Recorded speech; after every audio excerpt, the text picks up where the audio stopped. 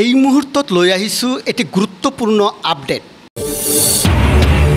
বিধানসভাৰ দৰে পবিত্ৰ সদনত অসমৰ দায়িত্বশীল মুখ্যমন্ত্ৰীয়ে উজনিলৈ মিয়া মুছলমান যাবলৈ নিদিওঁ বুলি হুংকাৰ দিয়াৰ পিছতেই মুখ্যমন্ত্ৰীৰ নিৰ্দেশ পালিত একাংশ উগ্ৰ জাতীয়তাবাদী সংগঠনে উজনিত কাম কৰিবলৈ যোৱা মিয়া শ্ৰমিকৰ ওপৰত জঁপিয়াই পৰে।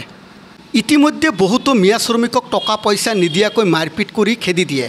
তেনে অৱস্থাত নেমচুৰ সভাপতি বদৰুল ইছলামে কিছুমান নিৰ্লজ্জ ঠিকাদাৰে দুখীয়া শ্ৰেণীৰ শ্ৰমিকক টকা পইচাৰ লোভ দেখুৱাই নামনিৰ পৰা উজনিৰ ইটা ভাটাসমূহত শ্ৰমিক যোগান ধৰা বিষয়টো মানি ল'ব পৰা নাই। গতিকে এই ক্ষেত্ৰত সংখ্যালঘু দল সংগঠনৰ দৃষ্টি আকৰ্ষণ কৰাৰ লগতে শ্ৰমিকসকলক উজনি অসমৰ পৰিৱৰ্তে কাম বিচাৰি বহিৰাজ্যলৈ যোৱাৰ কথা সদৰি কৰে। কিন্তু নিৰ্লজ্জ মিয়া শ্ৰমিকে কথাটো মানি ল'বনে নাই সেয়া হ'ব লক্ষণীয় বিষয়।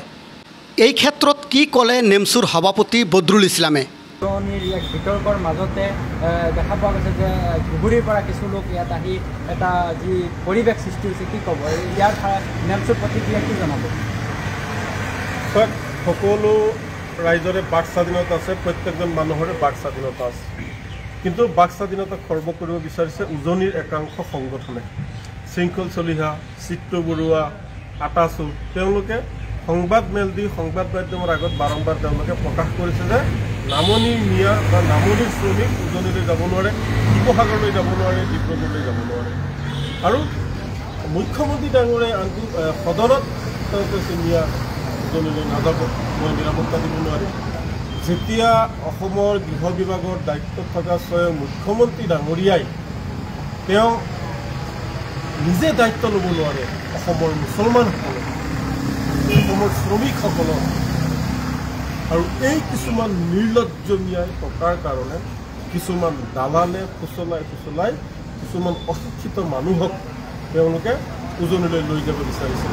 আৰু তেওঁলোকৰ গাড়ীখন ইয়াতে বেয়া হৈছে, যি ঢেকীয়াজুলি অঞ্চলৰ আলিচিঙা তাতে এই গাড়ীখন বেয়া হোৱাত আমি খবৰ পাওঁ। খবৰ পাই আহি তেওঁলোকৰ খবৰ বাৰ্তা লৈ আমি কথা বাৰ্তা পাতোঁতে এই কথাবিলাক কওঁতে শৃংখলচলীয়তাৰ কথা বা ডিব্ৰুগড়ত যে আগত মাৰপিট কৰিছে সেইবিলাক কথা, টকা পইচা দিয়া নাই সেইবিলাক কথা, গোটেই কথাখিনি কোৱাত তেওঁলোকে নিজে নিজে বুজি পাইছে আৰু নিজ ঘৰলৈ ঘূৰি যোৱাৰ কাৰণে চিন্তা কৰিছে। গতিকে ময়ো সকলো শ্ৰমিকক ৰাইজক অনুৰোধ জনাম যে উজনি অসমলৈ আমি কিয় যাব লাগে? এইফালেও কাম আছে, নামনিত কাম নাই, মধ্য অসমত কাম নাই নেকি? সকলোতে কাম আছে। গতিকে মাৰ খাবলৈ, বেলেগৰ কথা শুনিবলৈ, গালি শুনিবলৈ কিয় আমি যাব লাগে? কাম কৰাই পইচা নিদিয়ে, মজুৰি নিদিয়ে, আমি কিয় যাব লাগে?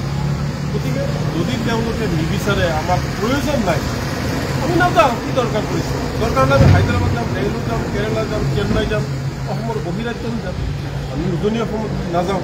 কাৰণ মুখ্যমন্ত্ৰী ডাঙৰীয়াই অসমৰ শ্ৰমিকসকলক, অসমৰ মুছলমানসকলকতো নিৰাপত্তা দিব পৰা নাই, অসমৰ ৰাইজক মুখ্যমন্ত্ৰীয়ে নিৰাপত্তা দিব পৰা নাই। গতিকে য'ত নিৰাপত্তা নাই তাত আমি যাব নালাগে, কোনো মানুহে যাব নালাগে।